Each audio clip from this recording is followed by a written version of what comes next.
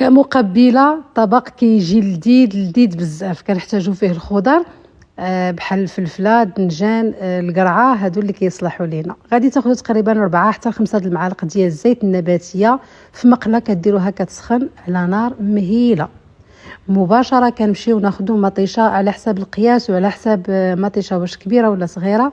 انا بما انه مطيشه ديالها صغيره غادي نغسلوها ونحيدوا لها هذيك النباته ونقسموها على زوج بهذا الشكل هذا.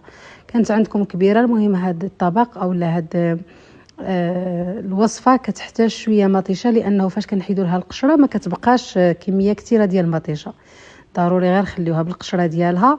وفاش كتسخن لينا الزيت مزيان كنمشيو نستفوا هذيك المطيشه ديالنا في هذيك الزويته، وهذيك المطيشه مع هذيك الزيت كتطلق هذيك الميها ديالها وكتجي الاكله بنينه الصراحه بزاف، بدون ما تضيفوا لا ماء حتى قطره ديال الماء ما تضيفوها، كلشي طيب على نار مهيله. تومه بالزايد كتنقيوها. انا الصراحه كان عندي غير هذا الشيء، اما راه كندير حتى الكركوبه كتجي بنينه فيها بلا قياس. غادي نديرها فوق من المطيشه ونار مهيله ونغطي عليها ونخليها كطيب.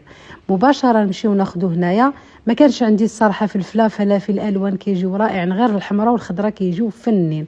درت هاد الكورجيت كنقسموها بحال هاد الشكل اللي كتشوفوا، ما كديروهاش صغيره، خليوها هكذا اصلا ما كتاخذش الوقت، ما تضيعش لينا الوقت في التقطاع وما كتاخذش الوقت في الطياب. غادي نقطعوها بنفس الطريقه. كنديروا الدنجان ديما قويو القرعه على الدنجان ولا على فلفله ولا اللي كان. الدنجان ممكن تحيدوا له القشره كلها، انا حيدت غير واحد البلاصه اللي كانت هكا شويه ماشي هي هذيك، وغادي نقسموه بنفس الطريقه اللي درت القرعه ونكمل كل شيء هكذاك.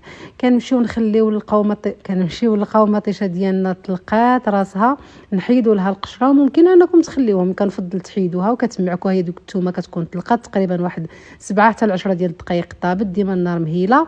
وكنزلوا شفتوا مطيشه شحال بقات غير شويه، كنزلوا هذيك الخضر، كنديروا الملحه، تحميره، شويه د الحار، نغيزه ديال البزار ونغيزه ديال الخرقوم.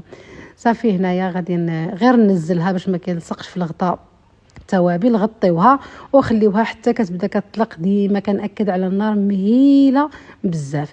فاش كنشوفوها راه بدات كتشحر كنخلطوا واحد التخليطه خفيفه غير على ود هذيك العطريه او التوابل دخل في الخضره كلشي. كنخليوها حتى كتنزل كلها وكنذوقوا. انا الصراحه كانت شويه خاصها الملحه، وغادي نبدا كنمعكها.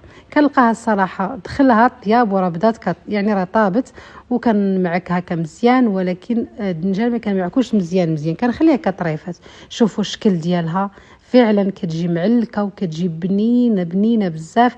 انا الصراحه فاش كنديرها كطبق جانبي او لا مرافق، فكتكون هي الطبق الرئيسي، خاصه فاش كتكون حاره كتطلع بنينه بلا قياس.